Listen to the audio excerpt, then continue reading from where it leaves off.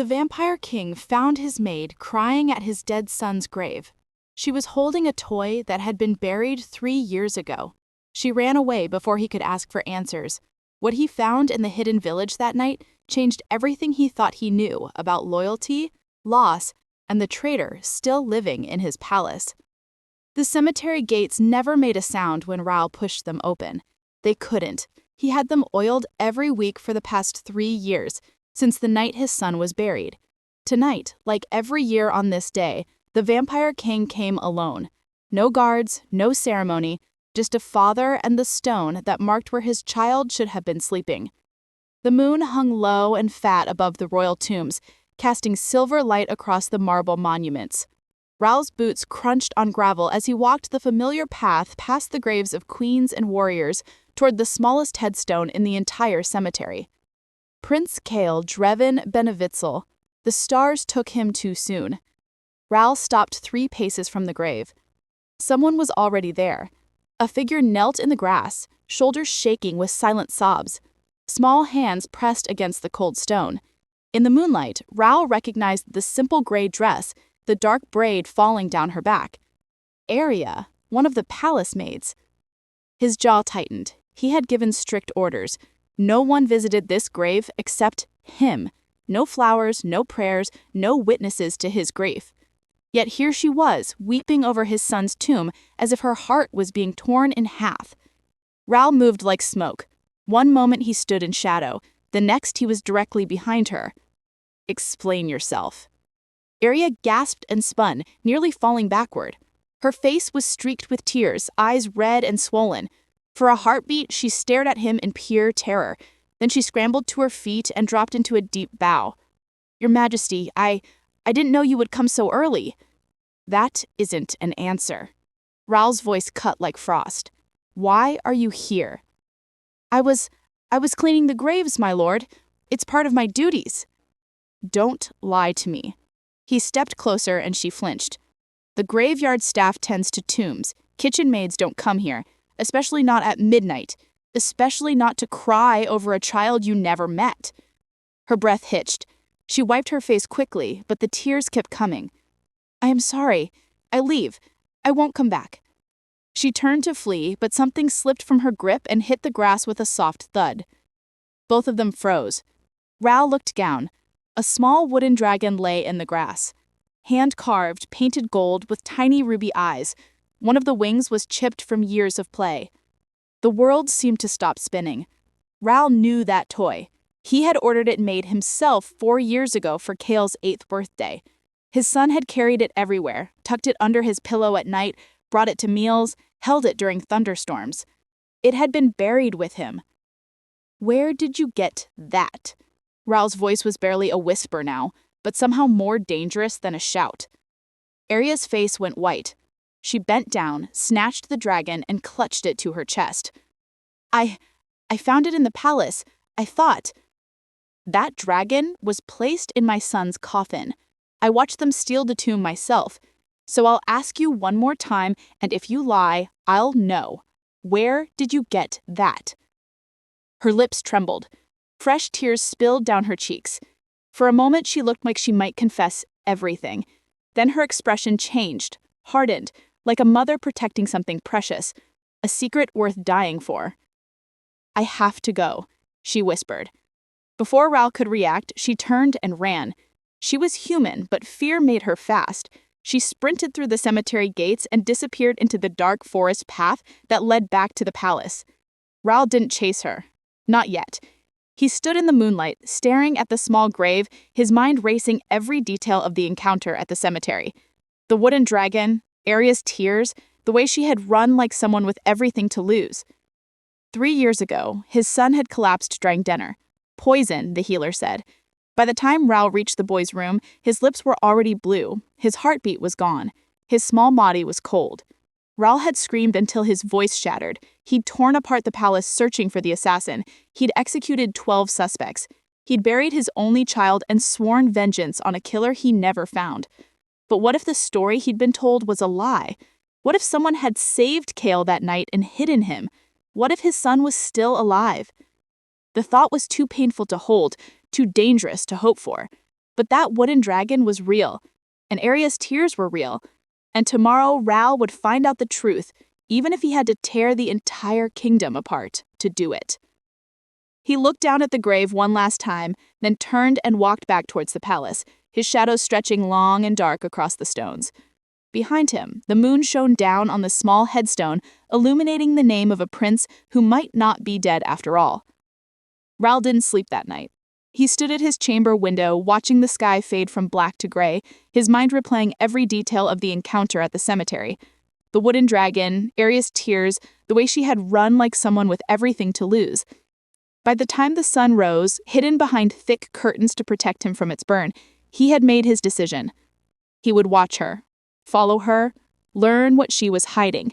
And if his son was truly alive, heaven help anyone who'd kept that secret from him. The morning bell rang through the palace. Servants scattered to their duties like ants. Ral moved through the corridor silently. His presence made guards stiffen and maids drop into nervous curtsies. But he wasn't interested in them. He found Arya in the west wing carrying a breakfast tray toward the guest chambers. Her face was carefully blank, eyes downcast, posture perfect. She looked like every other servant in the palace, except her hands trembled slightly when she gripped the tray. Ral stayed back, hidden in an alcove, and simply observed. She delivered the meal, collected empty dishes from another room, and began her walk back to the kitchens. Her path would take her directly past the prince's old chambers. Ral watched. As Arya approached the closed door, the one with Kale's name still carved into the wooden frame, her steps slowed. Her breathing changed. She stared at that door for 3 full seconds, her knuckles white around the dish tray.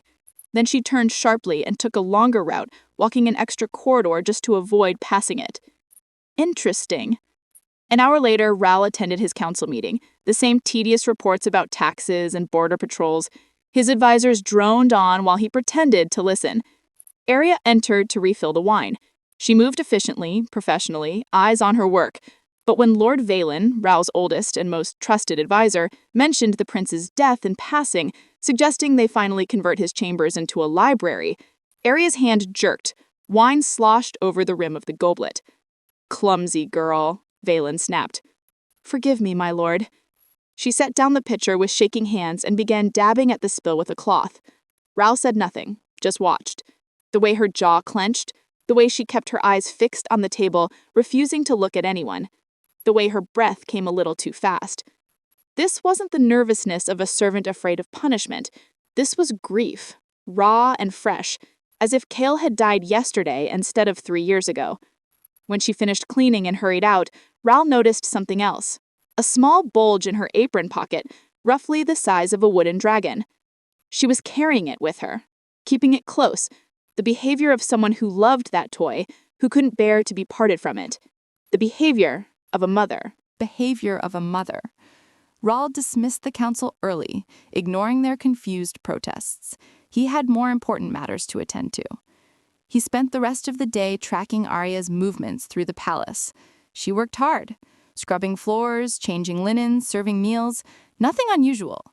But she never smiled, never spoke unless spoken to, and she avoided the prince's old wing entirely, taking ridiculous detours to stay away from those corridors. More than that, she kept touching her apron pocket, checking it, making sure the dragon was still there. By evening, Ral's patience was wearing thin. He needed answers, not observations. As dusk settled over the palace, he positioned himself in the servants' quarters, hidden in shadow, and waited. An hour after sunset, Arya emerged from her small room. She'd changed out of her uniform into a simple brown cloak. She carried a small basket and moved with purpose, glancing over her shoulder every few steps. She wasn't going to the kitchens or the supply rooms. She was leaving the palace. Ral followed. Arya slipped out through the servants' gate, the one that led into the eastern gardens.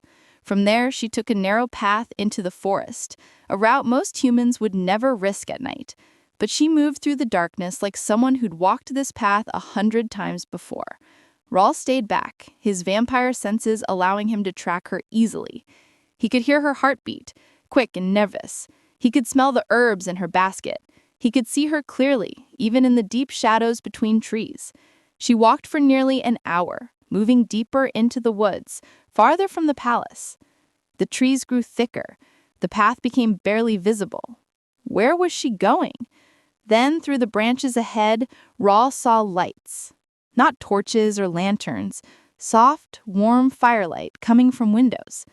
A village. A small human settlement, hidden so deep in the forest that even Raw hadn't known it existed.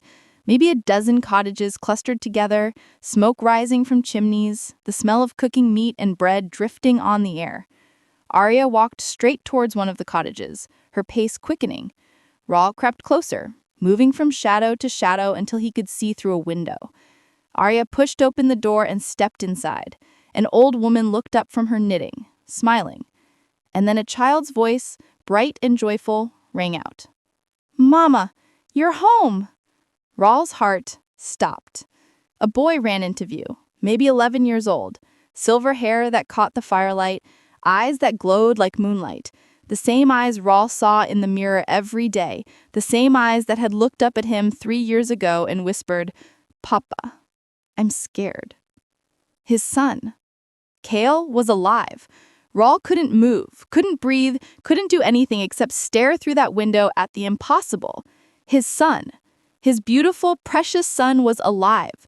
The boy launched himself at Arya, wrapping thin arms around her waist. She caught him, holding him tight, pressing her face into his silver hair. The old woman smiled and returned to her knitting, as if this were the most normal thing in the world, as if a dead prince coming home to his mother was just another evening. "I missed you, Mama," the boy said, his voice muffled against Arya's cloak. "Gran made stew, but it's not as good as yours." "My stew is perfectly adequate, thank you very much," the old woman said tartly, but her eyes were warm. Arya laughed, actually laughed, and the sound pierced Rawl's chest like a blade. Rawl had never heard her laugh before. In the palace, she was silent as a ghost. Here, she was radiant. "I'm sure it's wonderful, Mother Iris." Arya set the basket on the table and began unpacking it. Bread from the palace kitchens, cheese, apples, a small cloth bag that jingled with coins. But Aaron had high standards. Aaron, not Kale. She'd changed his name. The boy, Aaron, pulled away and immediately started telling Arya about his day. Something about catching frogs in the stream and learning to carve wood from the village carpenter. He spoke quickly, excitedly, hands gesturing wildly, and Raw memorized every detail. The way his son's nose crinkled when he smiled, the gap where he'd lost a tooth, the small scar on his chin that hadn't been there 3 years ago. He was taller now, thinner. His face had lost its baby softness. But it was him. Absolutely, undeniably him. "Did you bring it?" Aaron asked suddenly, bouncing on his toes. "The dragon? You said you'd bring it back today." Arya reached into her pocket and pulled out the wooden toy. Aaron's face lit up, like the sun. "I left it at Papa's grave," Arya said softly, placing it in his hands, "to keep him company, but I knew you'd want it back." The words hit Raw like a physical blow. She told his son that he was dead. Aaron clutched the dragon to his chest, his excitement dimming. Do you think Papa knows I'm okay, wherever he is?" Arya knelt down, cupping the boy's face in her hands. "I think he knows, and I think he's proud of you. You're so brave, little star. I wish I could tell him myself. I wish I could say goodbye properly." Arya's eyes filled with tears, but she blinked them back. "I know, sweetheart. I know." Raw's hands clenched at his sides, his claws extended, digging into his palms hard enough to draw blood. Every instinct screamed at him to burst through that door, to grab his son, to take him home where he belonged. But something held him back. The way Aaron looked at Arya, the complete trust, the love. She wasn't pretending. She wasn't playing a role. She was his mother in every way that mattered. And Rawl was a stranger, a dead man in his son's mind. Mother Iris served dinner. They ate together at the small table, talking and laughing.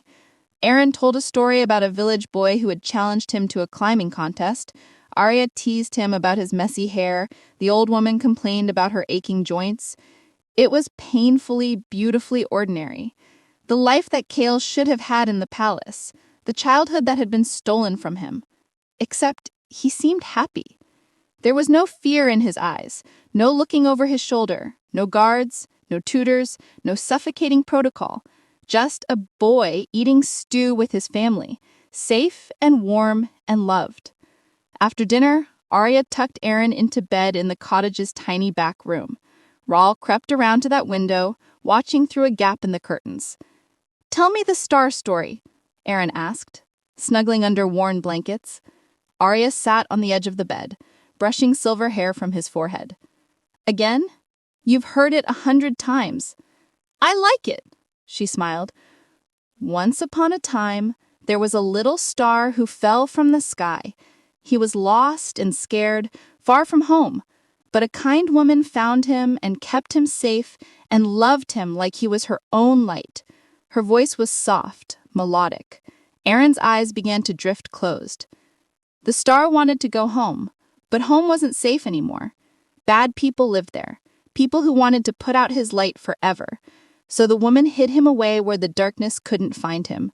And every night she whispered to the sky, promising his real family that she'd keep him safe until the darkness was gone. Aaron was asleep now, breathing deep and even. Arya leaned down and kissed his forehead. "I promise, little star, I'll keep you safe, even if it costs me everything." She stood, wiped her eyes, and left the room. Rahl remained at the window, staring at his sleeping son. Arya hadn't kidnapped Kale. She'd saved him from assassins, from poison, from people in the palace who wanted him dead. People who were still there, still waiting, still dangerous. And if Rahl brought his son home now, if he revealed the truth before finding the killers, they would finish what they started 3 years ago. His hands trembled with rage. Someone in his court had tried to murder his child, and Rahl was going to find out who. Then he would make them beg for the mercy of death. Rahl waited in the shadows until Mother Iris went to bed, until the cottage fell silent except for the crackling fire and Aaron's soft breathing from the back room. Then he knocked on the door. 3 measured taps that shattered the peaceful quiet. Inside, he heard Arya gasp. Footsteps, frantic whispers, then silence. He knocked again. "I know you're awake, Arya," he said, keeping his voice low, controlled. "And I know my son is in there. Open the door. Now." A long pause. Then the bolt slid back. Arya stood in the doorway, a kitchen knife trembling in her hand. Her face was white, but determined. Behind her, Mother Iris had positioned herself in front of the hallway to Aaron's room, holding a fire poker. 2 human women armed with kitchen implements, ready to fight a vampire king. It would have been laughable if it weren't so desperately brave. "You can't have him," Arya said, her voice shaking. "I don't care what you do to me. You can't take him." Rahl looked at her, really looked at her. The terror in her eyes wasn't for herself. It was for Kale. "I'm not here to take him," Rahl said quietly. "I'm here for the truth. All of it. And you're going to tell me everything, or I swear I will tear this kingdom apart until I find the answers myself." Arya's knife lowered slightly. You're not taking him back to the palace." "Not until I know it's safe." Rahl stepped inside and closed the door behind him. 3 years ago, I buried my son. Tonight I find him alive, hidden in the forest, calling you mother. So you're going to explain every detail, starting now." They sat at the small table. Mother Iris made tea with shaking hands, though none of them drank it. Arya stared at the cup in front of her, gathering her courage. Then she began to speak. 3 years ago, I was assigned to the prince's chambers. I served his meals, changed his linens, kept his room clean. He was kind to me, always said thank you, always smiled. Most nobles don't even see servants as people. But Prince Kale did. Rahl's chest tightened at the name, his real name. That night, the night of the dinner, I was bringing fresh towels to his room. I heard voices inside. Lord Valen and another man I didn't recognize. They were talking about timing, about making sure the dose was strong enough. Her hands clenched around the cup.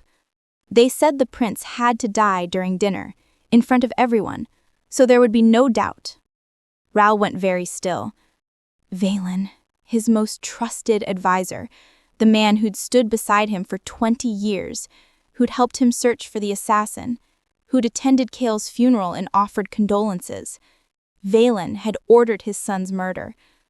"I didn't know what to do," Arya continued, her voice breaking. "If I told someone, they might not believe me. Or worse, they might be part of it. So I waited. I watched, and during dinner I saw Lord Valen's servant add something to the prince's wine. Why didn't you come to me?" Raoul's voice was harsh. "Because I didn't know if I could trust you. For all I knew, you were part of it. Maybe you wanted a different heir. Maybe you'd grown tired of your son. I'd seen nobles do worse for power." The words stung, but Raoul couldn't deny their logic. Trust no one, especially in a palace full of vipers. "The prince collapsed," Arya whispered. "Everyone panicked. They carried him to his chambers. The healers came. They said he was dying, that the poison had stopped his heart." She looked up at Raoul, tears streaming down her face. "But I'd been reading your library books, studying herbs and medicines, and I recognized the poison. It was nightshade bloom. It mimics death, but doesn't always kill. Not immediately." Raoul leaned forward. "You saved him." "I gave him dreamroot extract. It's a sleeping potion that slows the heart even more, makes the body cold as ice. To everyone else, it looked like he died. The healers pronounced him dead. You—" Her voice cracked. "You held him and screamed, and I wanted to tell you so badly. But I couldn't. Not with Valen standing right there watching. So, you let me believe my son was dead?" The words came out flat, hollow. "I let you grieve," Arya said firmly, "so your son could live. That night, after everyone left, I went to the tomb. I had 2 hours before the dreamroot wore off. I broke the seal, took Cale, and ran. Mother Iris is my aunt. She helped me hide him here. We changed his name, cut his hair, told him his father died protecting him from bad people. And you've been visiting his grave," Raoul said slowly, "to maintain the illusion. Every week I leave flowers. I mourn. So if anyone is watching, they'll think I'm just an overly sentimental maid who cared for the prince." She met his eyes. The assassins needed everyone to believe he was dead, so that's what I gave them. Mother Iris spoke for the first time. The girl gave up everything, her life, her future. She could never marry, never have her own children, because raising your son became her entire world. Raoul looked at Arya, this small, quiet maid who'd outsmarted assassins and saved his heir. "Valen is still in my court," he said softly, "still trusted, still close to me." "I know," Arya's voice hardened. "And if you bring Cale back before Valen is dealt with, he'll finish what he started." Raoul stood. "Then I'll deal with him, but I need your help." Arya blinked. "My help? You're going back to the palace tomorrow, and you're going to be my eyes and ears." Raoul's smile was cold and deadly. "Because Valen isn't working alone, and before this is over, I'm going to find every single person who tried to take my son from me." Raoul returned to the palace before dawn, his mind sharper than it had been in 3 years. His son was alive. That changed everything. But Valen couldn't know. No one could know. The moment word spread that Prince Cale had survived, the assassins would strike again, and this time they'd make certain of his death. So Raoul would play the grieving king a little longer. He would smile at Valen, trust him, confide in him, and when the time was right, he would destroy him. The council met at midday. Raoul took his seat at the head of the long table, surrounded by his most trusted advisors. Lord Valen sat to his right as he had for 2 decades, his expression concerned and attentive. Looking at him now, knowing what he'd done, Raoul wanted to rip his throat out. Instead, he smiled. "Lord Valen, I've been thinking about your suggestion, converting Cale's chambers into a library." Valen's eyes flickered with something. Relief? Satisfaction? "Your Majesty, I only meant—" "It's time," Raoul said, letting just the right amount of weariness into his voice. 3 years is long enough to keep a shrine to grief. My son would want those rooms to be useful again. Around the table, the other council members exchanged glances. Lord Theron, the military commander, nodded approvingly. Lady Sarah, who managed the treasury, looked sympathetic. Captain Eldritch, head of the palace guard, kept his expression neutral. Any one of them could be working with Valen. Or all of them. A wise decision, Your Majesty, Valen said smoothly. Grief is natural, but we must move forward for the kingdom's sake. Indeed. Raoul let his gaze drift across each face at the table. Though I sometimes wonder if my son's death could have been prevented, if the assassin was closer than we thought. The temperature in the room seemed to drop. Your Majesty, Lady Sarah's voice was careful. Forgive me. Old thoughts on a difficult day. Raoul waved his hand dismissively. Lord Theron, tell me about the border patrols. The meeting continued, but Raoul watched. Every expression, every reaction, every tell. Valen remained perfectly composed, too composed. After the council dispersed, Arya appeared to clean the chamber. She worked silently, wiping down the table, collecting empty glasses. To anyone watching, she was invisible, just another servant doing her job. But as she passed behind Rawl's chair, she whispered, barely audible, Valen met someone in the east corridor last night. Hooded figure. I couldn't see who. Rawl gave no indication he'd heard, simply stood and walked out. But his mind raced. Valen was still actively conspiring, which meant the threat wasn't over. It had simply been waiting. For what? Over the next 3 days, Rawl and Arya worked in careful silence. She fed him information in passing whispers, stolen moments when no one else was watching. The locations of Valen's secret meetings, the names of servants who carried messages for him, the locked drawer in his office that he checked obsessively. Rawl began his own investigation, moving through the palace like a shadow. He followed Valen to midnight meetings in abandoned wings. He intercepted letters before they reached their destinations. He questioned servants who would never dare lie to their king. A picture emerged, slowly, carefully. Valen had been planning this for years, long before Chaol's death. He'd built a network of loyalists, minor nobles who felt overlooked, guards who wanted better pay, servants who owed him favors. And his ultimate goal wasn't just to kill the prince, it was to take the throne. But he couldn't challenge Rawl directly. The Vampire King was too powerful, too beloved. So Valen had needed the succession line broken first. With Chaol dead and no other heirs, Valen could position himself as the natural choice to rule when Rawl eventually stepped down, or when Valen arranged an accident. The rage that burned in Rawl's chest was cold and patient. He would not strike blindly. He would not give Valen a chance to escape or talk his way out. He would wait for the perfect moment.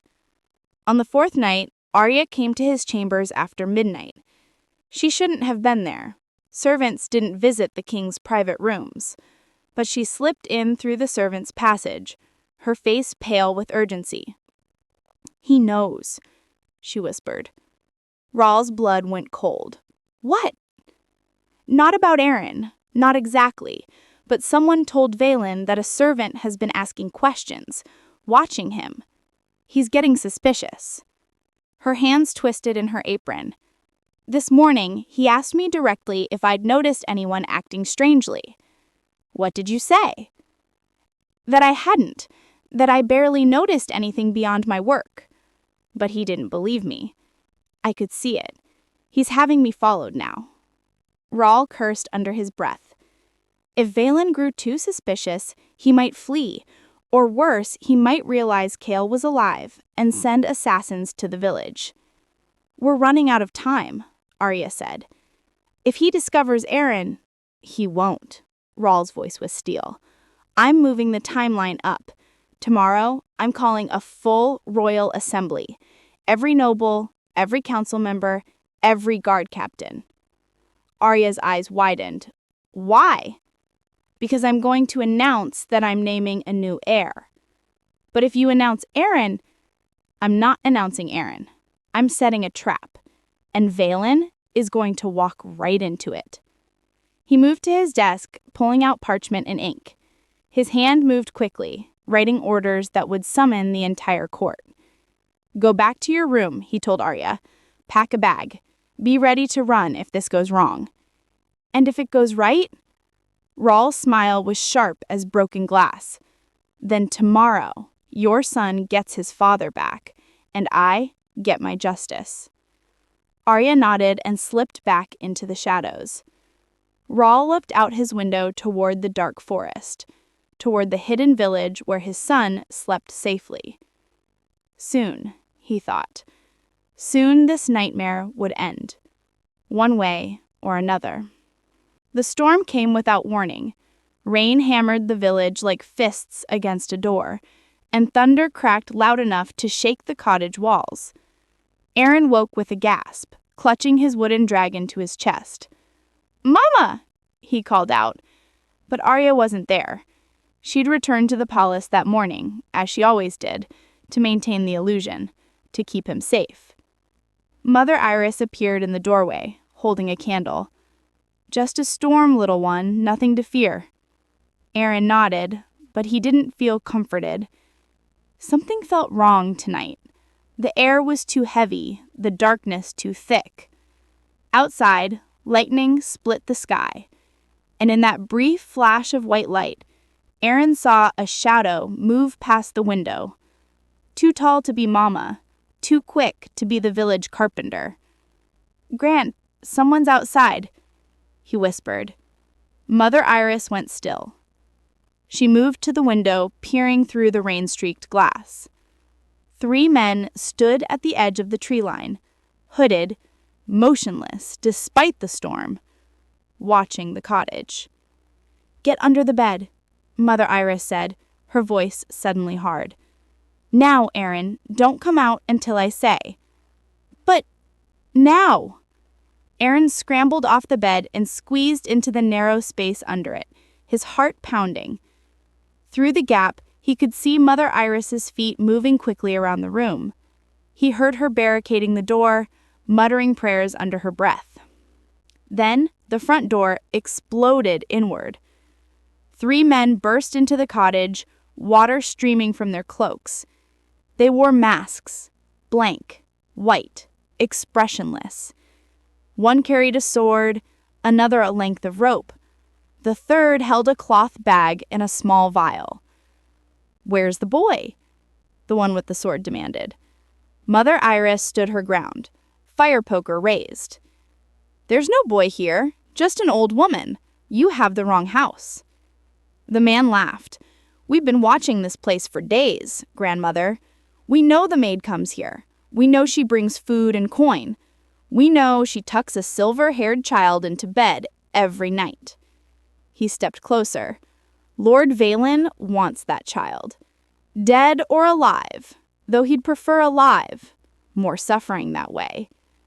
Aaron's blood turned to ice. They'd found him. After 3 years of hiding, of being careful, of Mama risking everything, they'd found him. "You'll have to kill me first," Mother Iris said. The man shrugged. "That can be arranged." He raised his sword, and then the window shattered. A figure exploded through the glass in a shower of rain and broken shards. It moved too fast to track. One moment airborne, the next standing between Mother Iris and the assassins. Lightning flashed, illuminating the newcomer. Rawl. His eyes glowed crimson in the darkness, his fangs were bared, and his expression was something beyond rage. It was pure, ancient fury. "You made a mistake coming here," he said softly. The assassin with the sword lunged. Rawl caught the blade with his bare hand, snapped it like a twig, and drove the broken end through his chest. The assassin collapsed without a sound. The other 2 attacked together. Rawl was faster. He moved like smoke and shadow, each strike precise and lethal. The second assassin's neck snapped with a sickening crack. The third tried to run, but Rawl caught him by the throat and slammed him against the wall hard enough to crack the wood. "Who sent you?" Rawl's voice was barely human now. "Say the name." The assassin clawed at Rawl's hand, choking. "Valen. Lord Valen sent us to finish what we started." "How did you find this place?" Followed the maid tonight." Rawl's eyes widened. Tonight. They'd followed Arya when she'd left the palace to warn him about Valen's suspicions, which meant Valen knew about Aaron now. And if these three had found the village, others might be coming. Rawl tightened his grip. How many others? The assassin's eyes rolled back. His lips moved, but no sound came out. Then his body got limp. Rawl dropped the corpse and spun toward Mother Iris. "Where's Kale?" "Under the bed," she said, still clutching her fire poker with shaking hands. Rawl crossed the room in 2 strides and dropped to his knees. "Kale, it's safe now. Come out." For a moment, nothing happened. Then, slowly, Aaron crawled out from under the bed. He was trembling, eyes wide with terror, silver hair plastered to his forehead. The wooden dragon was still clutched tight in one hand. He looked at Rawl, at this stranger with glowing red eyes and blood on his hands, and Aaron's face crumpled. "I want Mama." The words broke something in Rawl's chest. His son didn't know him, didn't recognize him. To Aaron, he was just another monster in the night.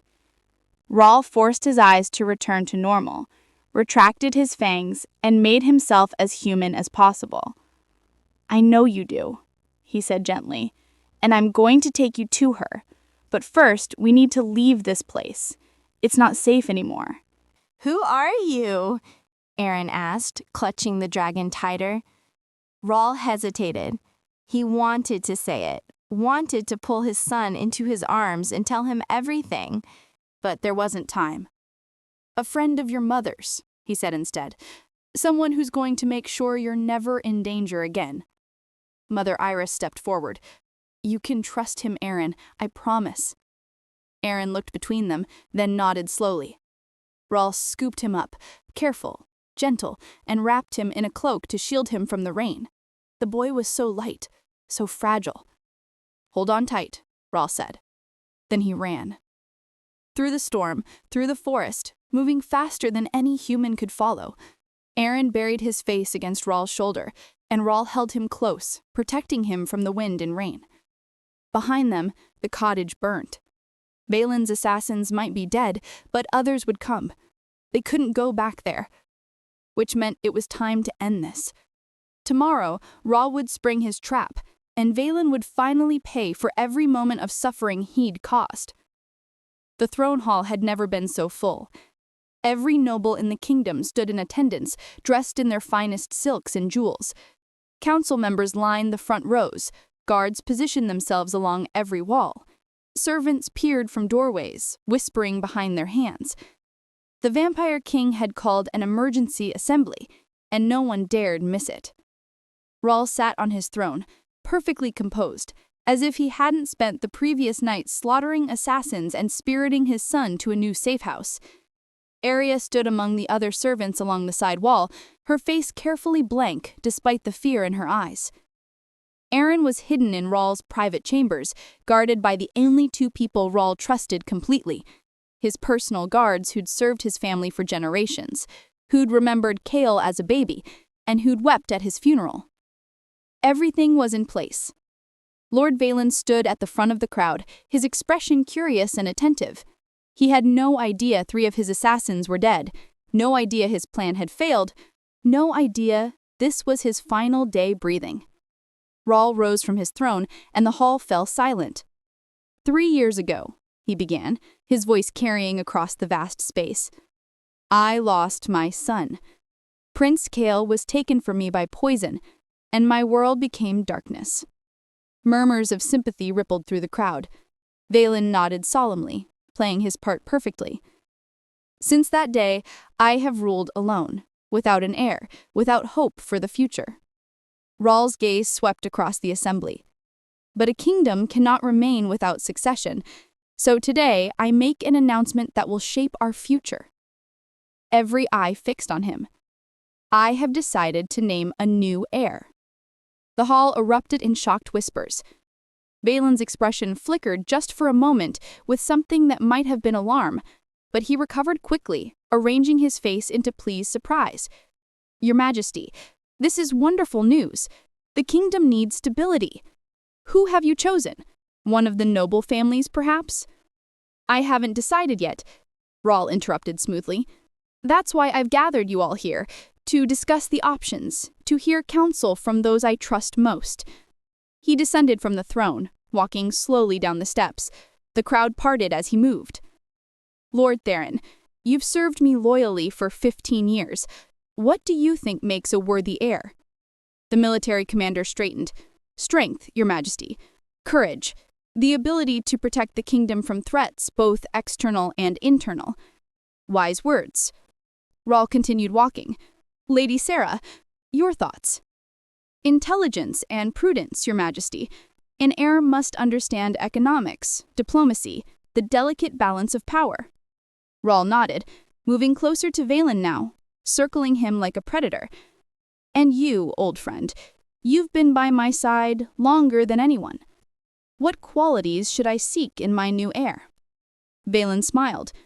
Loyalty above all, Your Majesty. An heir must be utterly devoted to the crown, someone who would never betray your trust. Loyalty, Rahl repeated softly. Yes, that is the most important quality, isn't it? He stopped directly in front of Valen. Tell me, Lord Valen, what would you do if you discovered someone in this court had betrayed me, had worked against me in secret, had tried to destroy everything I held dear? Valen's smile never wavered. I would see them executed immediately, Your Majesty. How interesting.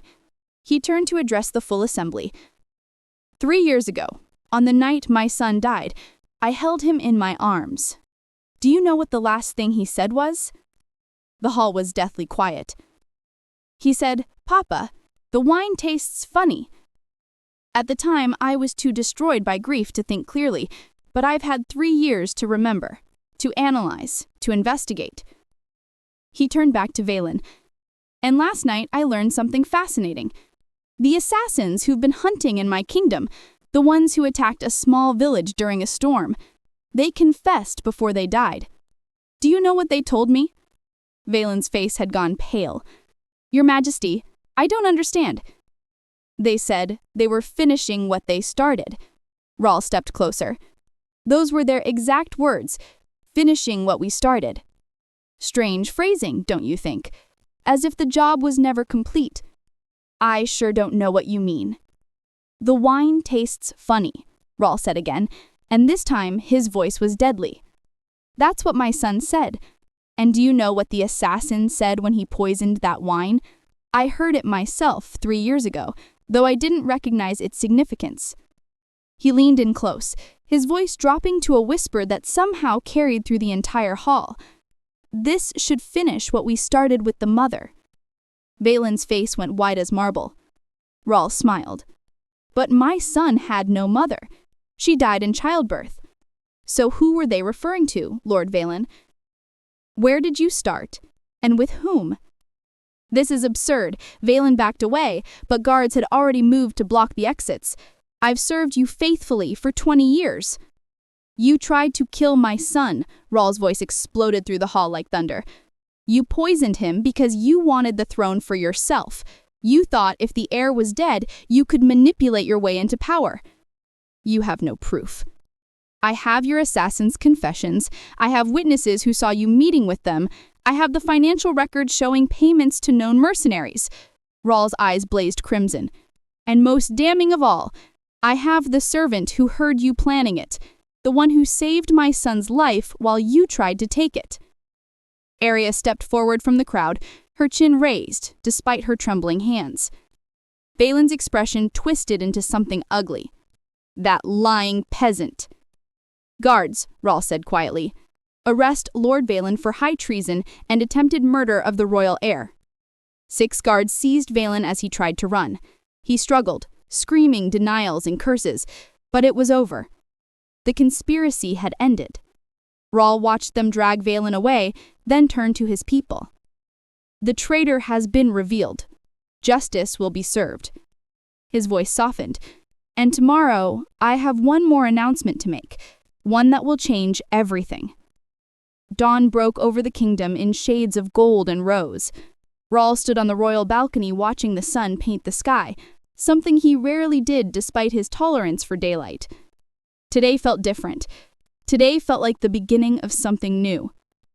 Behind him, the throne room filled with people once more.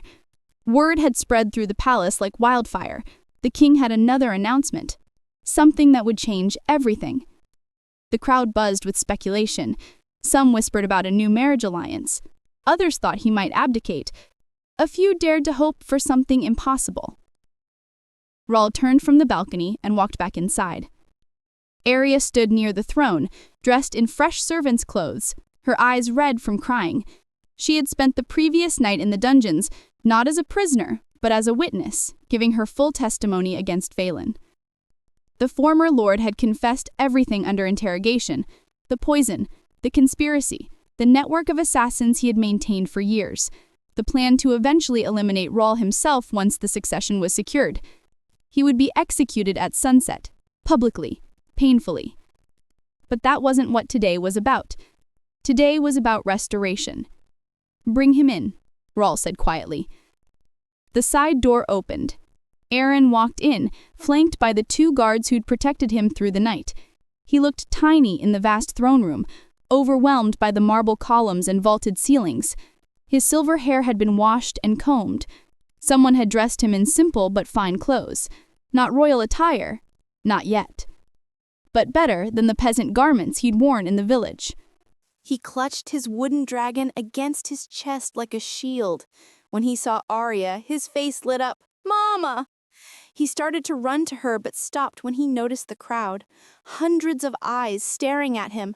Nobles whispering, guards watching. Fear flickered across his young face. Arya knelt down, opening her arms, and Aaron ran to her. She caught him, holding him tight, tears streaming down her cheeks. The crowd's whispers grew louder, confused, shocked. That silver hair, those moonlit eyes. The age was right. He'd be 11 now if he'd lived. But it couldn't be. The prince was dead. Rahl stepped forward and the hall fell silent. 3 years ago, he said, his voice carrying to every corner, my son was poisoned by a traitor in this court. I was told he died. I buried him. I mourned him. He looked at Aaron, and his expression softened in a way no one had seen in years. I was lied to, not by the traitor, but by someone far braver. He gestured to Arya, who still knelt with Aaron in her arms. This woman, this servant, discovered the assassination plot. She had seconds to act, no time to find me, no time to alert guards who might themselves be traitors. So she did the only thing she could. She saved my son's life by faking his death. She stole him away in the night. She hid him, protected him, raised him as her own. Gasps echoed through the chamber. For 3 years, she sacrificed everything, her freedom, her future, her very identity. She lived a double life, returning to the palace to maintain the illusion, all while keeping my son safe in secret. Rahl's voice grew rough with emotion. She did what I could not. She saw the danger when I was blind to it. She saved the heir to this kingdom when I had already failed him. Aaron looked up at Arya, confused. "Mama, what's he saying?" Arya's hands trembled as she cupped his face. "Aaron, my sweet boy, there's something you need to know." "His name is not Aaron," said Rahl gently, walking closer, "though that name kept him safe, and I will always be grateful for it." He knelt down in front of them, meeting the boy's eyes at his level. "Your name is Kale. You are my son, and I am your father." Aaron stared at him. "But Mama said my papa died. She said bad people hurt him." "I know what she told you." And she told you that to protect you because the bad people were real and they were looking for you. Rawl's voice broke. I thought I'd lost you forever. But your mama, he glanced at Arya, the woman who saved you, who loved you, who gave up everything for you, she kept you alive when I thought you were dead. Aaron looked between them, his small face scrunched in concentration. You're really my papa? I am. Then why didn't you come find me? The question pierced Rawl's heart. Because I didn't know you were alive, little one. I thought you were gone, and I would have torn the world apart to bring you back if I'd known. Tears welled in Kale's eyes. Are the bad people gone now? Yes, Rawl said firmly. They can never hurt you again. Kale looked at Arya. Is Mama coming home with us? Before Arya could answer, Rawl spoke. She is, if she'll agree.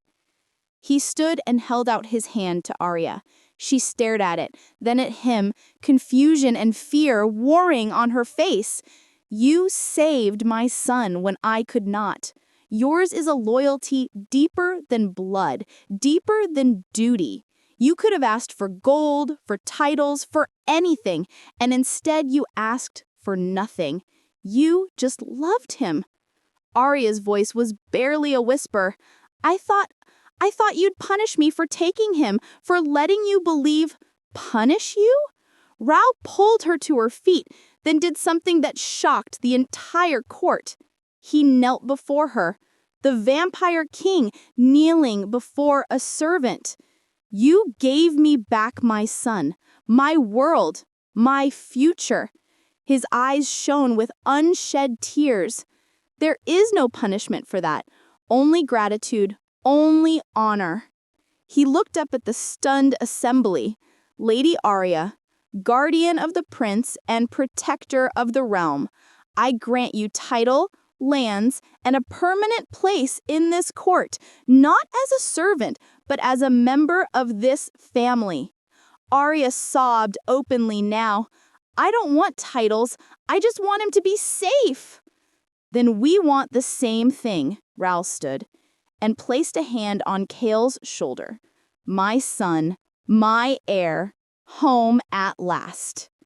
Kale looked at Rawl, then at Arya, then back at Rawl. Can I call you Papa? He asked, shyly. Rawl's composure finally broke. He pulled his son into his arms, holding him for the first time in 3 years, and whispered, You can call me Papa today and every day after. The throne room erupted in cheers. Later, as sunset painted the sky in shades of amber and crimson, Rawl stood on the balcony again. Kale was beside him, holding his hand. Arya stood on the boy's other side, completing the picture. What happens now? Arya asked quietly. Rawl looked at his son, alive, safe, home, and smiled. Now we heal, we rebuild, we live. The kingdom below celebrated into the night, and for the first time in 3 years, the Vampire King's heart was whole.